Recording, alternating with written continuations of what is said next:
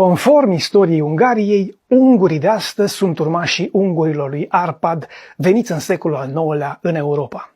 Mai mult decât atât, ei se pretind și urmași ai hunului Atila, cel care a devastat Europa în secolul V. Ei bine, atât ungurii lui Arpad cât și hunii lui Atila au fost popoare de tip asiatic. Așadar, din punct de vedere genetic, ungurii de astăzi sau vorbitorii de limbă maghiară de astăzi sunt urmașii ungurilor care au venit în Europa în secolul al IX-lea din Asia?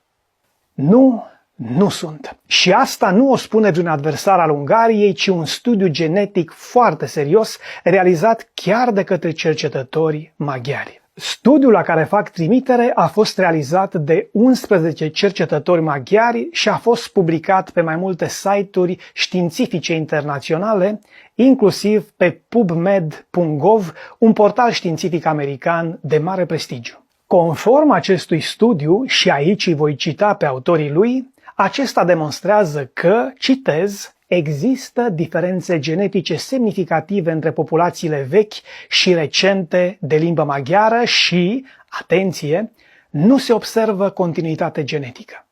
Am încheiat citatul. Cu alte cuvinte, studiul evidențiază faptul că populația de astăzi a Ungariei este cât se poate de europeană.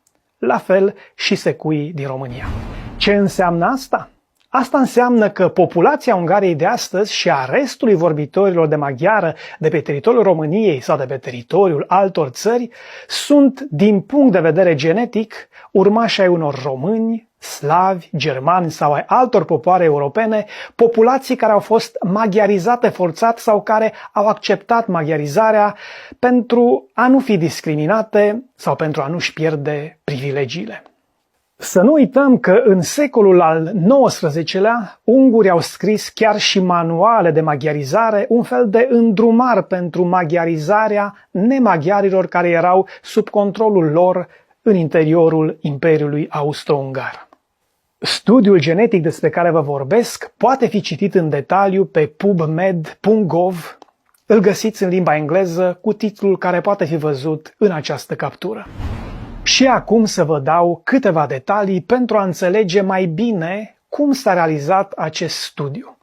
Cercetătorii maghiari au avut acces la rămășițele osoase a 27 de unguri din secolele 10 și 11, cărora le-au putut fi cercetat ADN-ul mitocondrial pentru a fi comparat cu situația genetică a ungurilor de astăzi din Ungaria, dar și cu cea a secuilor din Transilvania. Pentru necunoscători, rămășițele osoase de la 27 de indivizi care au trăit în urmă cu 1000 de ani pare puțin. Din perspectiva paleogeneticii, este o bază solidă și suficientă de date pentru a trage concluzii limpezi. Iar concluzia principală este cea pe care am enunțat-o deja. Ungurii și secuii de astăzi nu sunt urmașii genetici ai ungurilor din secolul al IX-lea. Bine vă veți întreba, dar cum a putut să supraviețuiască un concept identitar și o națiune peste un mileniu, fără ca părinții fondatori acesteia, ca să mă exprim așa, să aibă urmași genetici în prezent? Explicația este destul de simplă. Ungurii au fost de la început minoritari în spațiul pe care l-au cucerit. Ei au fost elitele conducătoare.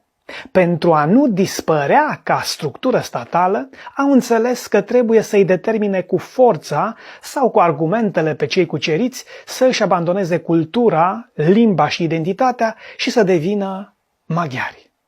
Iar în condițiile în care, încă de la începutul secolului al XI-lea, Ungaria a trecut la catolicism și a avut susținerea papalității, procesul de maghiarizare a avut vânt în pupa secole la rând. Cu timpul, genetica cuceritorilor unguri s-a dizolvat de tot în masa majoritară a populațiilor europene aflate sub controlul lor.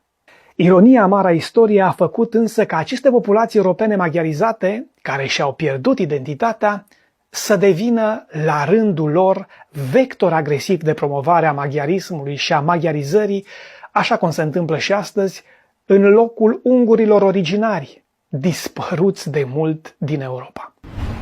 Cam asta este povestea cu genetica ungurilor, conform studiilor a 11 oameni de știință maghiari. Deocamdată nu cred că mai e nimic de adăugat.